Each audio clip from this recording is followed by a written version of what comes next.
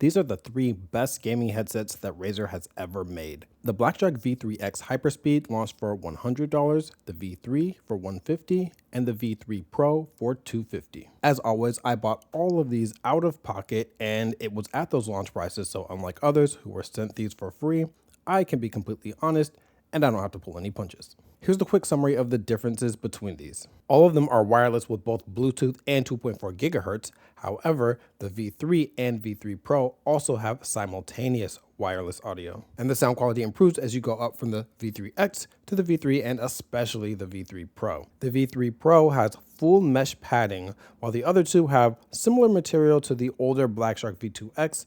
Also, the V3 Pro is significantly heavier than the V3 and V3X, which are the same weight. They all have excellent microphones, but the mic specs improve as you go up the line. The V3 Pros sounds the best, but it also needs the most equalization. All of these work with Razer Synapse, but again, as you go up, you get more features. The V3 Pro even has active noise cancellation. All right, now for the specifics, make sure to use the timestamps because I made this video thorough so you can make the best buying decision, but that also made it pretty long. And links to all these headsets will be below. These are all wireless gaming headsets, but they can be used wired as well with the included USB cable. All three of these can be purchased as the Xbox, PlayStation, or PC version. My V3X and V3 are the Xbox version, and my V3 is the PC version, just so I could get it in white. Now, even if you don't have an Xbox, I recommend getting the Xbox version of all these anyway, because, and I tested this, the Xbox versions work on PS5 and PC, but the PC version only works on PC and PS5. Now, there is one reason to get the PC version, which is the microphone specifications. I don't know if those are accurate, but we'll talk about that in the microphone quality section. Now, I didn't check these dongles on the Switch specifically because it's kind of a pain when using that handheld, but I do know that they all work with the Switch on Bluetooth. On the V3X, you have to toggle between 2.4 gigahertz and Bluetooth, but on the V3 and the V3 Pro, you get simultaneous audio. You can still select between 2.4 gigahertz Bluetooth or simultaneous on the latter two. This can be done to preserve battery life. So all three of these headsets come with wireless dongles. The V3X's is this more traditional USB-C dongle. The Xbox version has a switch, one for Xbox, and then one that says USB, that's for everything else. The V3 and V3 Pro come with this transmitter, and then there's an included cable. So you'd plug the cable into your console or your PC, and then it would transmit that 2.4 gigahertz wireless connection. And then on the Xbox version, at least for the V3 Pro, there's a switch for Xbox, and then USB for everything else. I find these two very inconvenient and they add to clutter a lot, as you can see. But the selling point is that these transmitters are capable of low latency down to 10 milliseconds. Now, I have no way to systematically test this, and I couldn't actually notice a difference myself with low latency mode turned on or off. At least in the headphone audio, the main downside is the low latency mode shortens the battery life. It also says it shortens the dongle range, but mine still worked over 15 feet away through walls anyway. But the low latency mode did impact the microphone.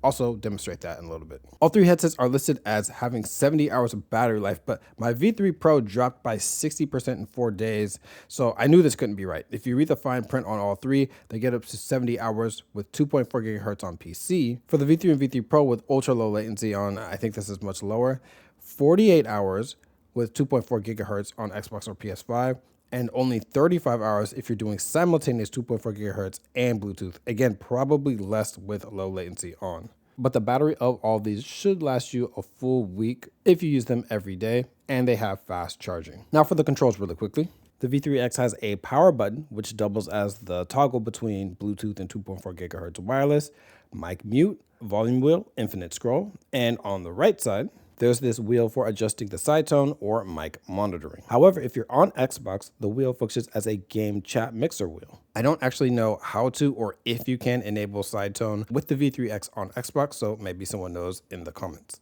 Also, the game chat mixer does not work for any of these on PS5. It's very rare that a non-Sony branded headset can do this, and usually it's with a workaround like the Astro A50X. The V3X also has no game chat mixer on PC. On the V3, we've got mic mute, power button. This will double as media controls. So you can play and pause with one press, skip with two, go back with three, The V3X does not have any media controls at all. This is an infinite scroll volume wheel. Interestingly, this is actually going to change the volume of your phone audio, and if you're on Windows audio at the same time, because this infinite scroll is only for a system. It's not the headset gain itself. Right ear cup smart switch button. Single tapping toggles between the different headphone EQ presets. You can customize them in the software. I'll talk about that later. These save to the device itself for use on any system, including Bluetooth. The left wheel can be set to control the game chat mixer, side tone volume, or footstep scaler. The game chat mixer is extremely useful on PC during Discord calls when other media like a stream or game is going on. Just set the Discord audio to V3 chat and everything else to V3 game, and V3 Pro does the same thing. Almost the same control scheme on the V3 Pro. Mic mute, power button, which is also for media controls, infinite scroll volume wheel on the outside. Right ear cup smart switch, same as a V3, scroll wheel, same as a V3. The only difference is this ANC button right here. This will toggle ANC from on to transparent and off. Now I'm speaking into the V3X, and I went ahead and put the microphone specs on the screen because they seem to change whether you pick the PC version or the Xbox version. So this is the Xbox version of the V3X that I have, 100 Hz to 10 kilohertz. The V3 PC version, 60 Hz to 16 kilohertz. Xbox version of the V3 Pro, 100 Hz to 15 kilohertz. Now they say this is full band. Actually, you see that right here, full band. Well, if you go over to the PC version, click view specs, 20 Hz to 20 kilohertz, full band. That is unheard of for a gaming headset microphone, but that's not the one I have. I have the Xbox version. So I don't know what's going on there, but I'm just going to talk about what they sound like. Now with the V3X, you don't get any mic EQ. I did have the mic noise cancellation on. That was actually an accident, to be 100% honest with you. Now I've turned it off, and this is what it's going to sound like just by completely default audio. And I'll go ahead and do some keyboard typing so that you can hear that.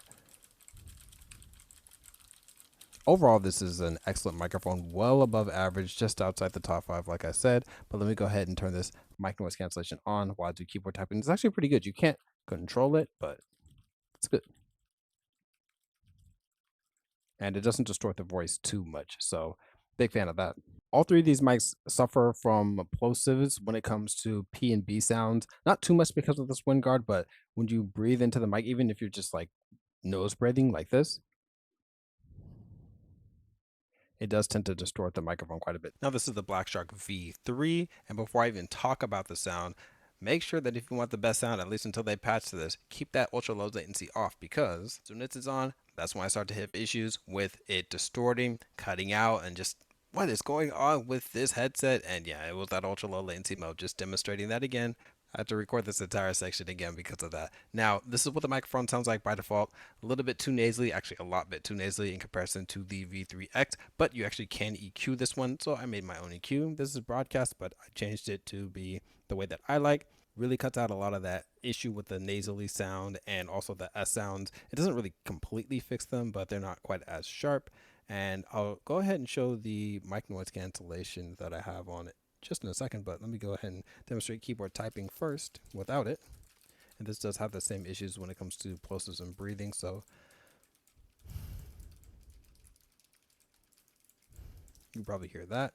Distorting the mic a little bit, and then I'll go ahead and put this on when it comes to mic noise cancellation. Keyboard typing again. Now the V3 Pro just sounds excellent. There's very good detail, but there's enough body for it to sound natural. Slightly better plosive rejection, like when it comes to breathing, but really still not great when it comes to that. Slightly better background noise rejection, even if you're not using the mic enhancements. Now, out the box, this thing actually sounded really muffled. This is closer, flat, to what it sounded like out the box. It was actually even worse than this. It was very muffled, and the breathing sounds and plosives were just, they were terrible. However, with the latest firmware update, it makes it so this is actually the default EQ. Now, I find this to be actually over the top, too much of an overcompensation. So I made, let's see, this one, esports, which is basically this, but not as extreme. This is where I boost up the height just a tiny bit, but mostly I'm dropping the sub bass and bass so that it's making it so that the audio isn't like it's underneath a blanket. With EQ, I do find this to be one of the best microphones on the market, up there with the Astro A50X and the Logitech G522, though I do think the G522 is just the best because that could be EQ'd to sound even better than this. But let's go ahead and do some keyboard typing. And I'll go ahead and turn this mic enhancement on for the noise cancellation. I always like to keep these really low because when you put them over, like I said, 30%, it really starts to cut out a lot of audio. This is what the microphone sounds like on the Razer BlackShark V2 Pro.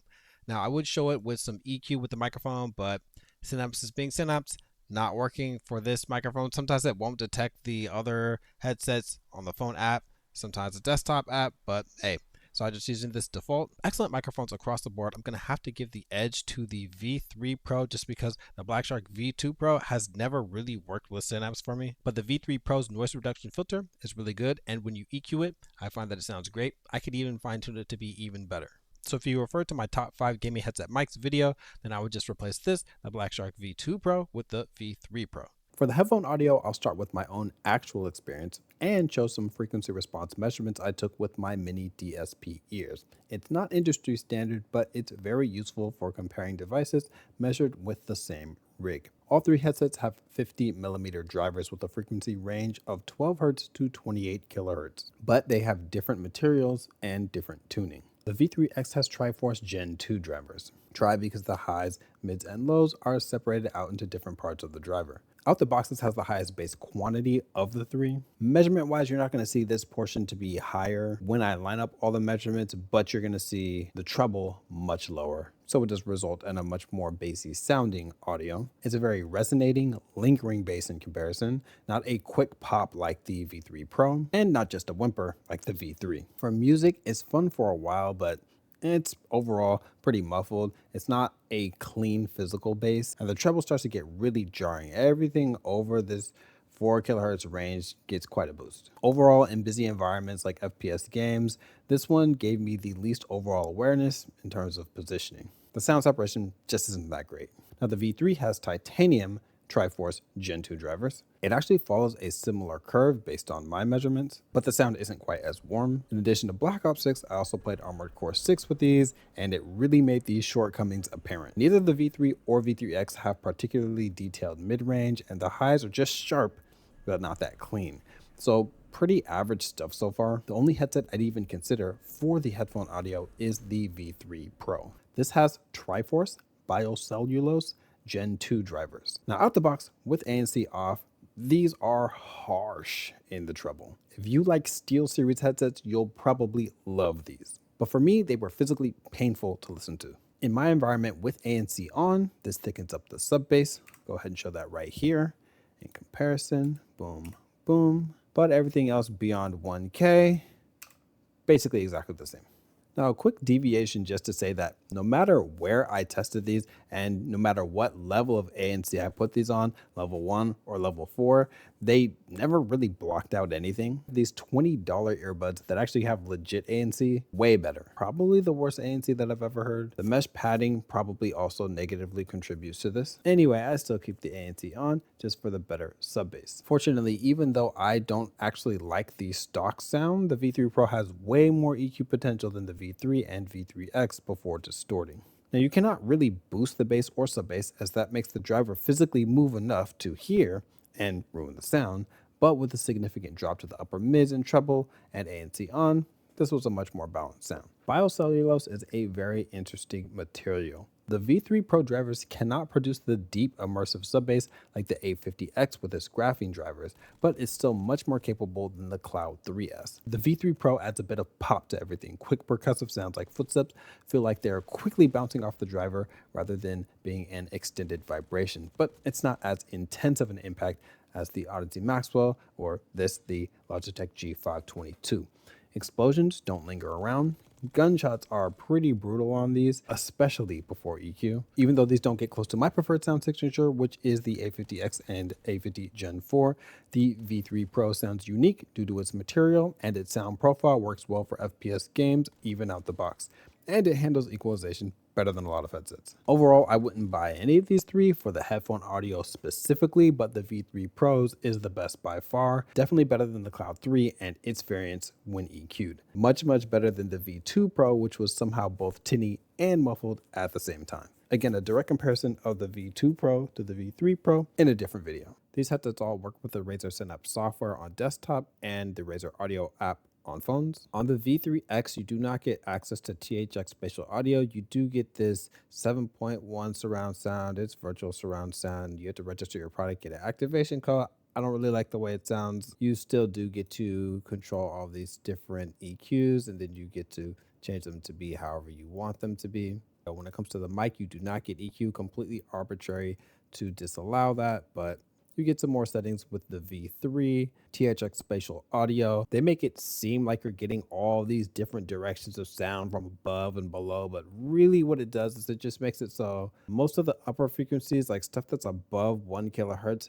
it like echoes, it has like a reverberation effect to it. It's almost like it's doubling the audio, so it's a lot louder, everything sounds closer, and it's kind of jarring, but it is fun for a little bit. You get to hear sounds like wind or water rushing. They're way louder than they normally would be, and they'd be masked by other sounds generally in a mix. Other enhancements that you get here, all the microphone settings. So the V3 Pro pretty much does the exact same thing as the others, but you get this active noise cancellation.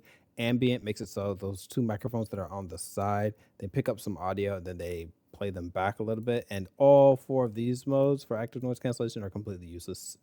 And I can change this from mic monitoring to footstep scaling. Oh yeah, what that does is it will make these frequencies down here. This is like the fundamental frequency of footsteps. I made a video talking about this before, but basically it's a percussive sound that actually it repeats up the audio spectrum, but this is just the fundamental frequency of it, where this is the baseline where you'll hear the footsteps louder. If you're a fan of the BlackShark V2 series, you'll love the comfort of the V3 series. Starting off with the weight, the V2X, 270 grams without the mic, 282 width, V3 265 without, 278 width, and the V3 Pro 365 without the mic, 378 width. So up to 100 grams heavier for the V3 Pro, and you're really gonna feel that. Both the V3X and the V3 use a similar material inside for the padding. There's this combination of pleather on the outside and then this soft kind of, well, not that soft, fabric on the inside. So it's kind of like clothing, but not quite as soft.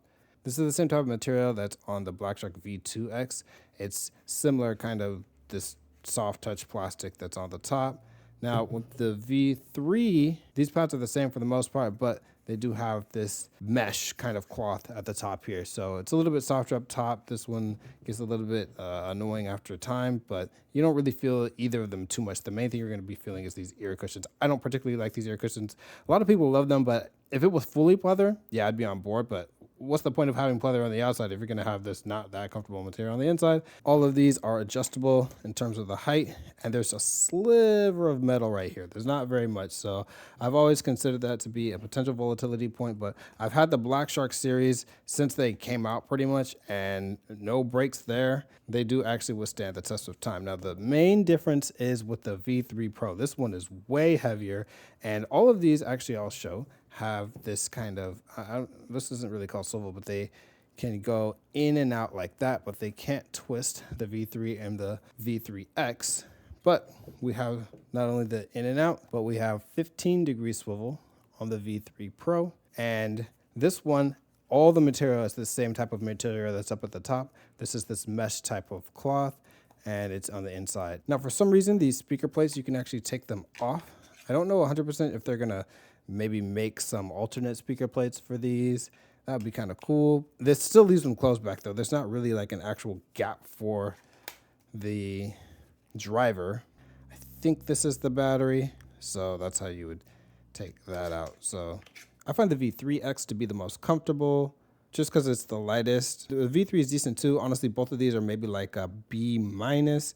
And then I'd have to give this one like a C just because I don't like this material. I don't like this material that much either, but combination of I don't really like the material and it's too heavy. So this one actually started to hurt my neck after extended use. All right, now for my verdict. If you're upgrading from the BlackShark V2 series, this is the BlackShark V2 Pro. All 3 of these are great improvements over the V2X, V2, and V2 Pro. The V3X is one of the best headsets under $100. The V3, honestly, I'd pass on simply because it's in the same range of the Logitech G522, the HyperX Cloud 3S, which are better in multiple categories. Now, if you can afford it, the V3 Pro is just the best of these 3 in terms of headphone audio, mic quality, and it even has ANC, as weak as it is. So if you're a Razer fan, Get the V3 Pro if you can. The BioCellulose drivers are really cool to listen to. This thing is feature packed. However, if you're not specifically into Razer, I like the Logitech G522 over these two, also the HyperX Cloud 3S and Cloud 3 Wireless. And then when it comes to the heavy hitters, I do have a top 5 gaming headsets list. It's still unchanged, honestly, from the last year. Either way, links to everything that I talked about will be below.